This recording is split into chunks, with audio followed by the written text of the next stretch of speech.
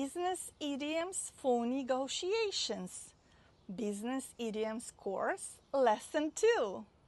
Number 1. Back to the drawing board. The meaning is start over because the current plan failed. For example, the client rejected our proposal, so it's back to the drawing board. Number 2. Drive a hard bargain.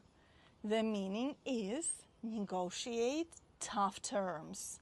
For example, she drives a hard bargain, but we managed to agree on a price. Number 3, red tape. The meaning is excessive bureaucracy or formalities. For example, the deal was delayed due to the government red tape. Number 4, sweeten the deal. The meaning is make an offer more attractive.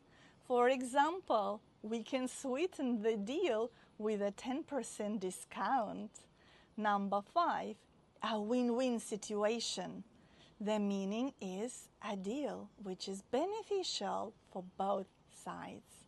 For example, this partnership is a win-win for both companies.